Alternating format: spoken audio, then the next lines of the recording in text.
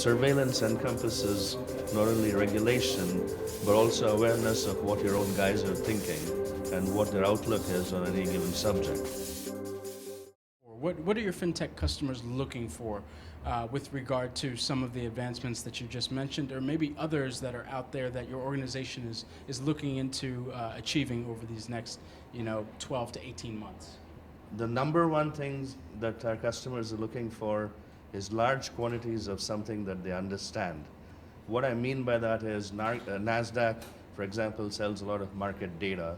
Your customers buy it because they understand what it means. If I gave them a billion tweets about crude oil, they don't know what it means.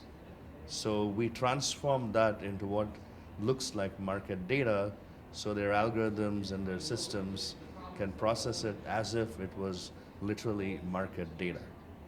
And so we talked about a bit about what you discussed last year, but what do you see as the future of fintech? The future of fintech is there's going to be 3 billion more people added to the internet. So the transmission of information is going to be instantaneous.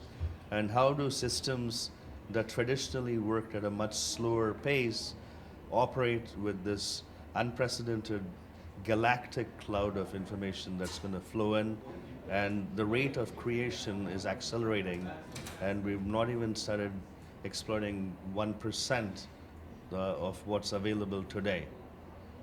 In fact, the keynote addressed the use of all kinds of electronics to speed up the processing, but the rate of data creation is outpacing even the speed at which computers can process it. I want to see awareness that there is a huge amount of actionable intelligence built into what we have been presuming is useless chatter by the social media participants.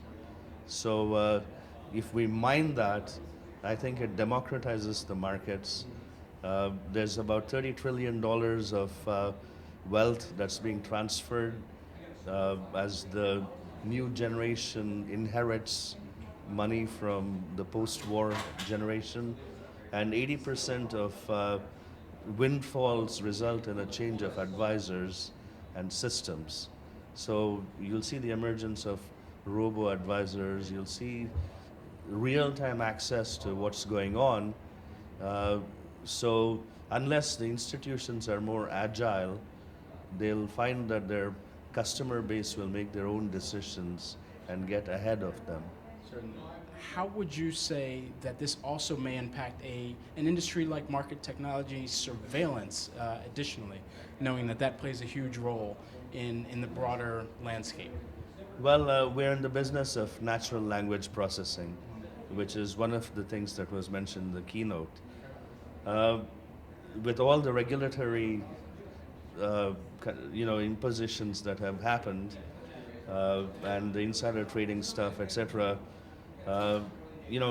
private networks are being created with companies like Symphony. They received a lot of funding.